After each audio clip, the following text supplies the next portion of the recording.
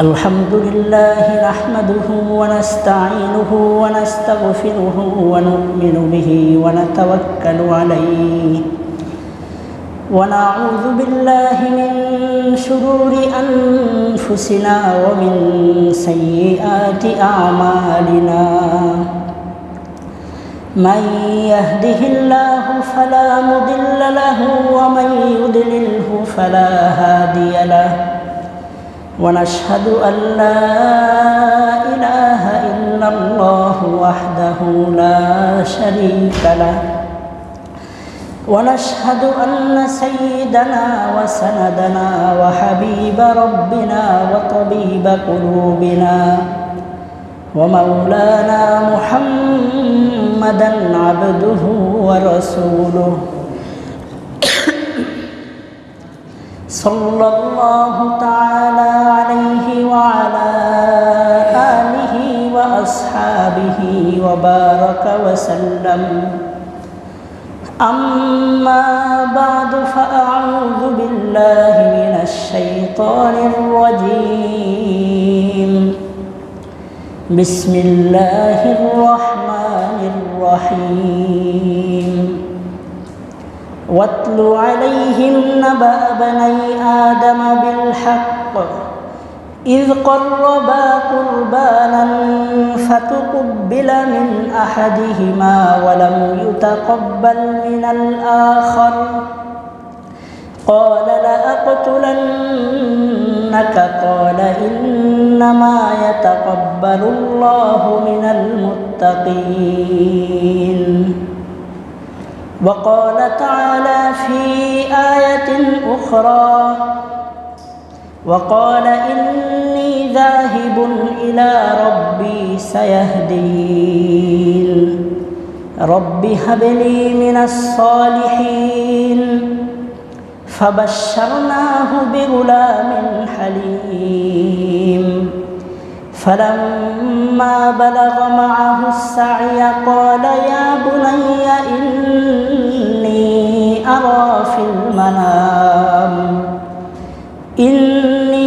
أرى في المنام أني أذبحك فانظر ماذا ترى قال يا أبت افعل ما تؤمر ستجدني إن شاء الله من الصابرين فلما أسلما وتله للجبين وناديناه أن يا إبراهيم قد صدقت الرؤيا إنا كذلك نجزي المحسنين بارك الله لنا ولكم في القرآن العظيم ونفعنا وإياكم بالآيات والذكر الحكيم محترم হাজিরিন সম্মানিত মুসল্লিয়ানে কেরামগণ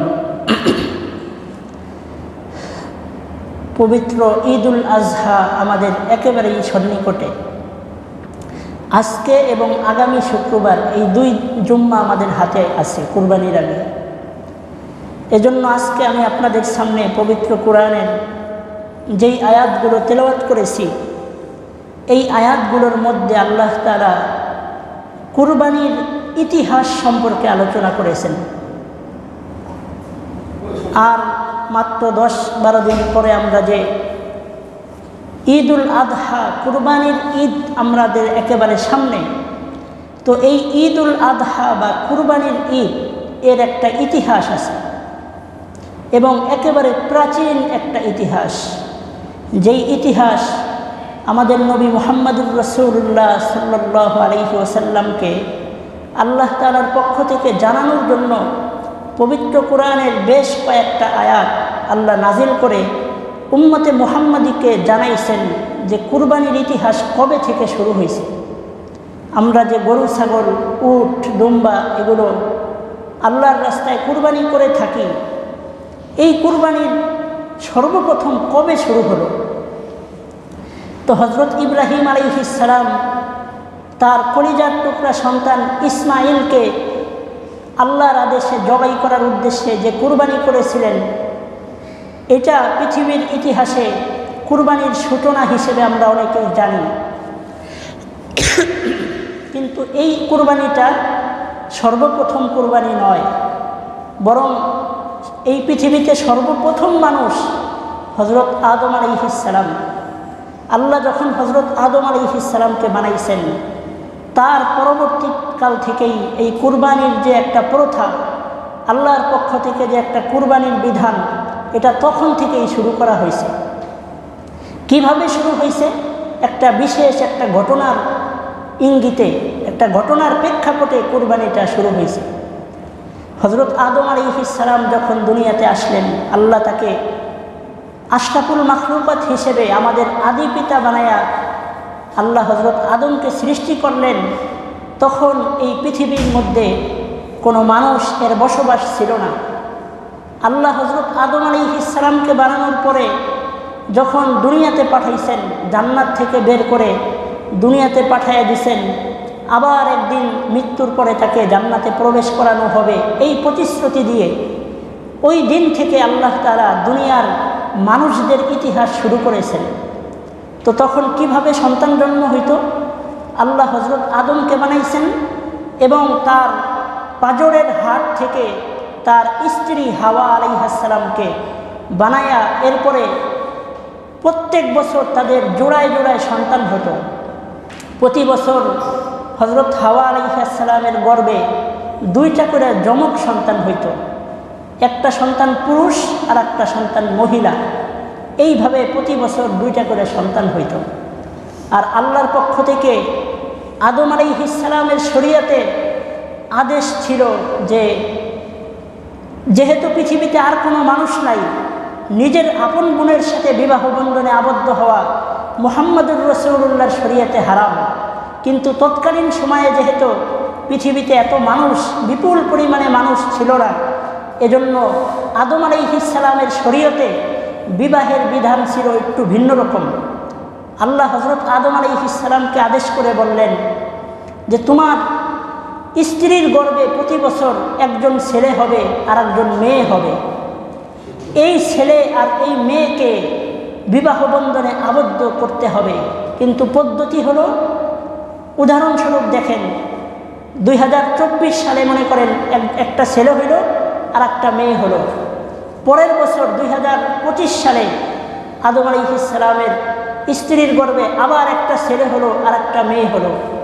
এখন আগের বছরের ছেলের সাথে পরের বছরের মেয়ের বিবাহ দেওয়ার বিধান আল্লাহ দিয়েছেন, আর আগের বছরের মেয়ের সাথে পরের বছরের ছেলেকে বিবাহ দিতে হবে। অর্থাৎ একই বছরের এক ছেলে আর এক মেয়েকে একসাথে বিবাহ দেওয়ার বিধান এটা তখনও হারাম ছিল। তো ঘটনাক্রমে দেখা গেল হযরত আদম আলাইহিস সালামের স্ত্রীর গর্ভে প্রথম বছর 2টা সন্তান হইল। একটা সন্তানের নাম হইল হাবিল, আর একটা সন্তান হইল মেয়ে, তার নাম হইল লেওয়াজা।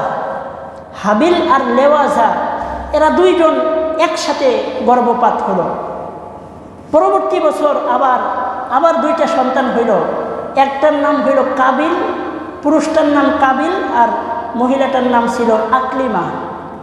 ঘটনাক্রমে দেখা গেল কাবিলের সাথে যেই বোনটা হলো তার চেহারা অত্যন্ত সুন্দর, অনেক সুন্দর চেহারা ছিল। এখন ইসলামের বিধান অনুযায়ী কাবিলের সাথে তো আকলিমাকে বিয়ে দেওয়া জায়েজ হবে না, কারণ তার যমক বোন সে। এই হিসেবে আকলিমার সাথে হাবিলকে বিবাহ দেওয়া এটা হলো তৎকালীন সময়ের ইসলামের বিধান।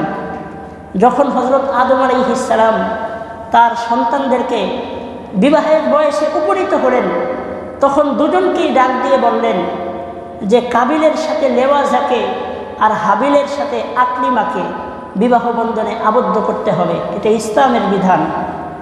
তখন কাবিল তার পিতা হযরত আদম আলাইহিস সালামের এই বিধান মেনে নিতে সে রাজি হইল না। সে বলল, আমার সাথে যমক বোন হইছে আকলিমা, এর চেহারা অত্যন্ত সুন্দর, আমি লেওয়াজাকে বিবাহ করতে রাজি নই, আমাকে আকলিমার সাথে বিবাহ দিতে হবে। আদম আলাইহিস সালাম তো নবী ছিলেন, আল্লাহর বিধানের বিরুদ্ধে তো তিনি আচরণ করতে পারেন না। এজন্য তিনি বললেন যে না, তোমার সাথে যে যমক বোন হইছে তার সাথে বিবাহ বন্ধনে তোমাকে আবদ্ধ করা এটা ইসলামে হারাম, আল্লাহ আমাকে হারাম ঘোষণা করেছেন, সুতরাং তার সাথে তোমাকে বিবাহ দিতে পারবো না।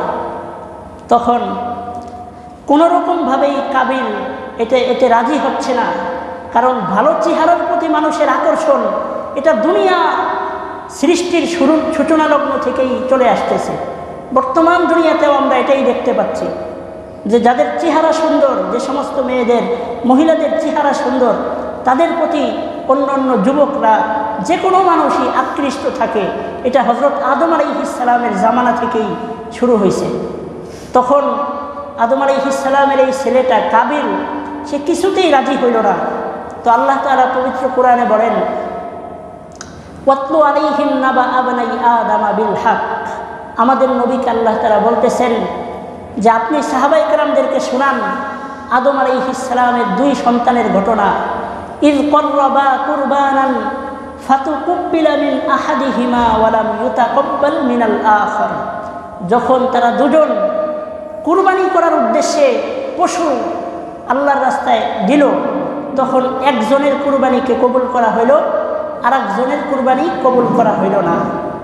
এই যে বিষয়টা, এটাই আমাদের আজকের আলোচ্য বিষয়, যে আদম আলাইহিস সালামের এই যে দুইটা ছেলে হাবিল আর কাবিল, এরা শেষ পর্যন্ত এই সিদ্ধান্তে উপনীত হলো। আদম আলাইহিস সালাম বললেন যে তোমরা যদি এই বিবাহ বন্ধনে রাজি না থাকো, তাহলে তোমরা দুজনে আল্লাহর রাস্তায় দুইটা কুরবানি দিবা, যার কুরবানি কবুল হবে তার সাথে আকলিমাকে বিবাহ দেওয়া হবে। তো পিতার আদেশে তারা দুজন নিজেদের পাল থেকে দুইটা কুরবানির উদ্দেশ্যে পাহাড়ে রেখে আসলো। বর্তমান দুনিয়াতে আপনারা যেভাবে কুরবানি দিয়ে থাকেন, তৎকালীন সময়ের কুরবানির নিয়ম নীতি একটু ভিন্ন ছিল। তখনের নিয়ম ছিল এরকম যে কোনো পশু প্রাণী পাহাড়ে রেখে আসা হতো, আল্লাহ যেটা পছন্দ করতেন ওই কুরবানিটা আল্লাহ কবুল করতেন, এবং আসমান থেকে আগুন এসে ওই কুরবানির জন্তুটাকে পুড়াইয়া ছাই বানায় দিত। যার কুরবানিটা পুড়ে ছাই হতো, বোঝা যেত যে আল্লাহ এটা কবুল করছেন। এটা তৎকালীন সময়ের নিয়ম ছিল।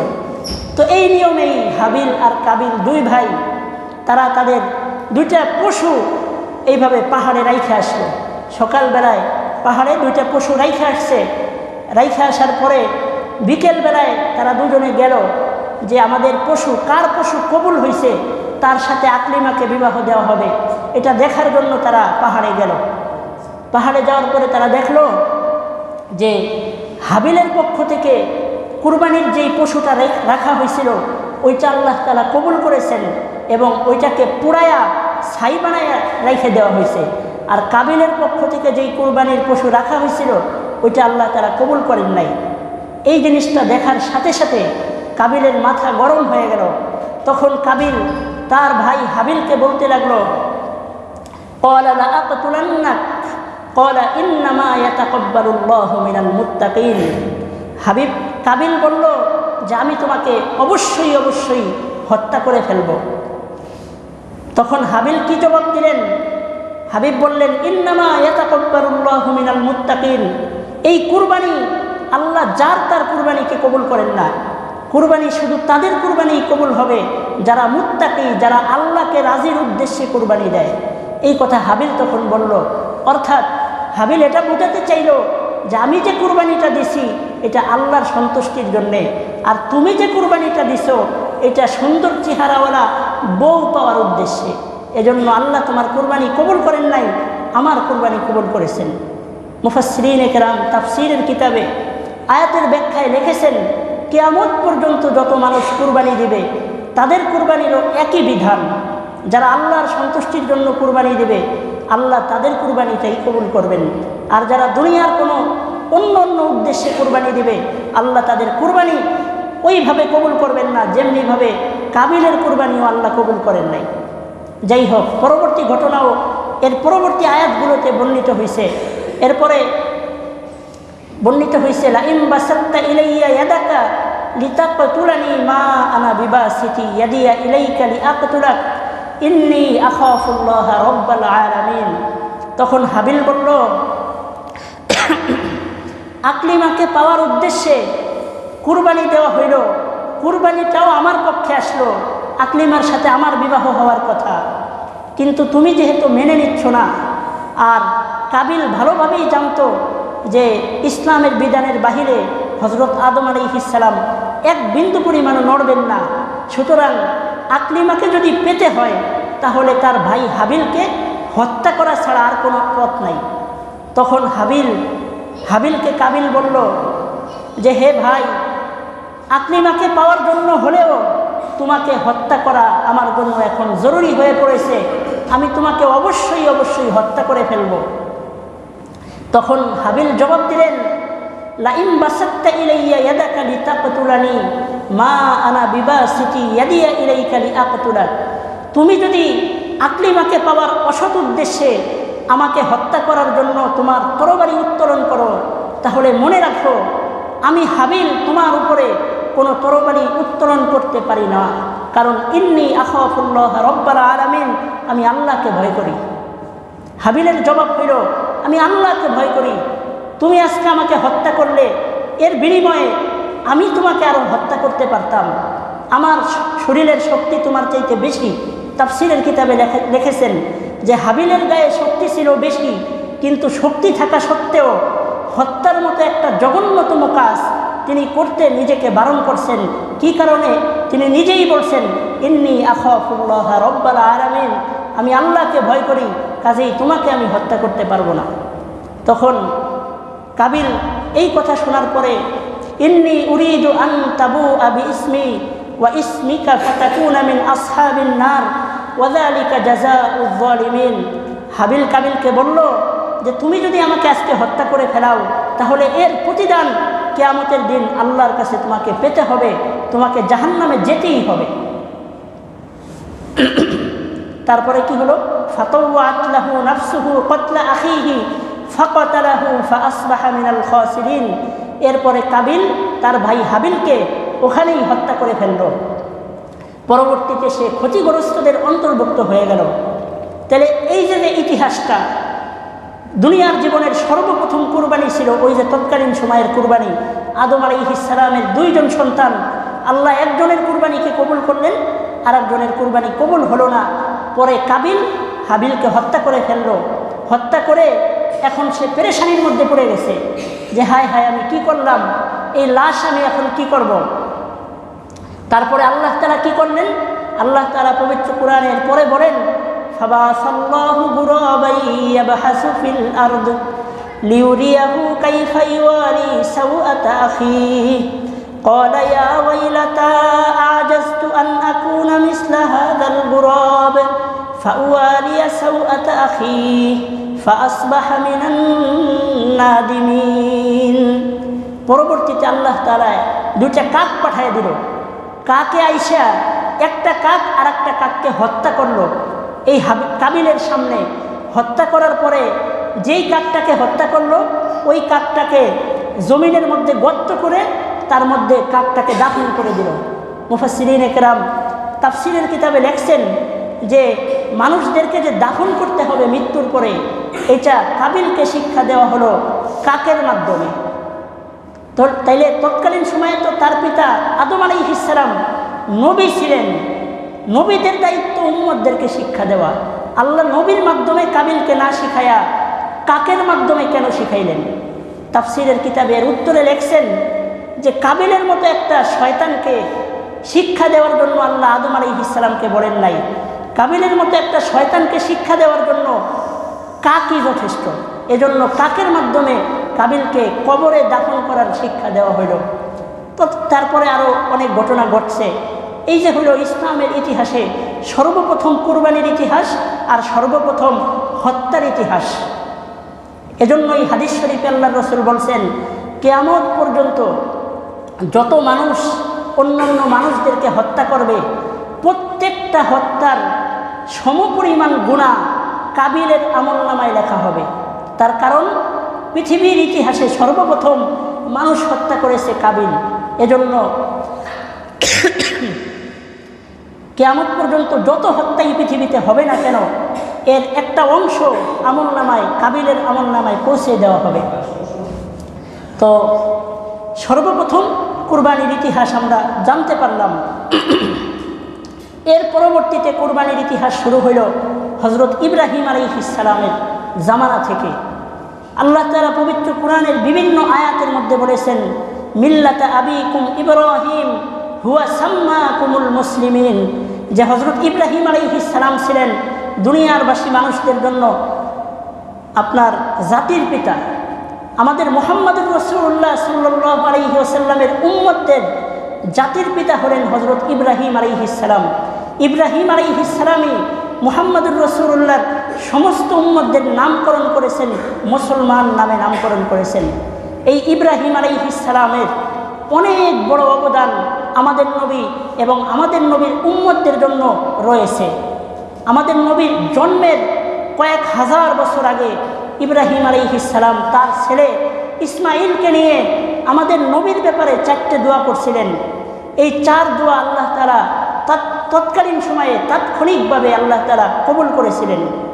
এবং একটা দোয়া এরকমও ছিল, আল্লাহ তাআলা হযরত ইব্রাহিম আলাইহিস সালাম আল্লাহকে বলছিলেন, হে আল্লাহ, দুনিয়ার অধিকাংশ নবীদেরকে আপনি বনি ইসরাইল বংশে পাঠাইছেন, লক্ষাধিক নবীদেরকে আপনি বনি ইসরাইলের বংশে পাঠাইছেন, কিন্তু আপনার কাছে আমার বিশেষ একটা নিবেদন হলো, শেষ নবী এবং শ্রেষ্ঠ নবী মুহাম্মদুর রাসূলুল্লাহকে আপনি আমার ইসমাইল, আমার সন্তান বনি ইসমাইলের গোত্রে আপনি পাঠাবেন।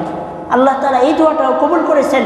এজন্য আমাদের নবী মুহাম্মদুর রাসূলুল্লাহ তিনি ছিলেন কুরাইশ বংশের, আর তার এই বংশটা হযরত ইসমাইল আলাইহিস সালাম, ইব্রাহিম আলাইহিস সালামের সন্তান, তার ওইখানে যায় মিলে যায়। এটা ইব্রাহিম আলাইহিস সালাম দোয়া করছিলেন। তো এই ইব্রাহিম আলাইহিস সালামের ইতিহাস ঘটনা আপনারা সকলেই জানেন। তারপরেও কুরবানির যেই অংশে তার এই ঘটনাটা আছে, ওই অংশটা শুধু আপনাদেরকে কুরবানির ইতিহাস অংশের কারণে আপনাদেরকে শোনাচ্ছি। হযরত ইব্রাহিম আলাইহিস সালাম সারা জীবন অনেক পরীক্ষা দিয়েছেন আল্লাহর দরবারে, প্রত্যেকটা পরীক্ষায় তিনি পাশ করেছেন। ইব্রাহিম আলাইহিস সালাম অনেক নির্যাতন সহ্য করেছেন, যেই নির্যাতনের ইতিহাস কোরআনের বিভিন্ন আয়াতে আল্লাহ বারবার বলেছেন। ইব্রাহিম আলাইহিস সালামকে তার গোত্রের লোকেরা কী পরিমাণ নির্যাতন করেছেন। ইব্রাহিম আলাইহিস সালামের তৎকালীন সময়ে সবচেয়ে বড় সন্ত্রাসী যে ছিল সে হলো নমরুদ। ইব্রাহিম আলাইহিস সালামকে অগ্নিকুণ্ডের মধ্যে নিক্ষেপ করেছে, এই ঘটনাও আপনারা জানেন। অগ্নিকুণ্ডে নিক্ষেপ করার পরেও ইব্রাহিম আলাইহিস সালাম বিন্দু পরিমাণ বিচলিত হন নাই, আল্লাহর উপরেই তিনি নিজেকে সুপর্দ করেছেন। আল্লাহ তাআলা এক পর্যায়ে তাকে এই অগ্নিকুণ্ডের শাস্তি থেকে উদ্ধার করেছেন। বিভিন্ন ধরনের বালা মুসিবত থেকে হযরত ইব্রাহিম আলাইহিস সালামকে আল্লাহ তাআলা উদ্ধার করেছেন। শেষ পর্যায়ে ইব্রাহিম আলাইহিস সালাম আল্লাহর কাছে দোয়া করলেন। কি দোয়া করলেন? ইব্রাহিম আলাইহিস সালাম বললেন, রব্বি হাবলি মিনাস সালিহিন, হে আল্লাহ, আপনি আমাকে একটা নেককার সন্তান দান করেন। তখন ইব্রাহিম আলাইহিস সালামের বয়স ছিল বুড়া বয়স, প্রায় 80 বছরের উপরে বয়স ছিল। ইব্রাহিম আলাইহিস সালামের স্ত্রী তিনিও বৃদ্ধা ছিলেন। তখন ইব্রাহিম আলাইহিস সালাম আল্লাহর কাছে দোয়া করলেন যে, হে আল্লাহ, আপনি আমাকে একটা নেককার সন্তান দান করেন। আল্লাহ তাআলা বলেন, ফাবাশশারনাহু বিগুলামিন হালিম, ইব্রাহিমের দোয়া কবুল করে আমি ইব্রাহিমকে সুসংবাদ দিলাম যে তোমাকে একটা ধৈর্যশীল একটা সন্তান, এর সুসংবাদ তোমাকে দিলাম, তোমাকে একটা ধৈর্যশীল সন্তান দেওয়া হবে। ফালাম্মা বালাগ মাহুস সাইয়া ক্বালা ইয়া বুনাইয়া ইন্নী আরা ফিল মানাম আন্নী আযবাহুকা ফানজুর মাযা তারা।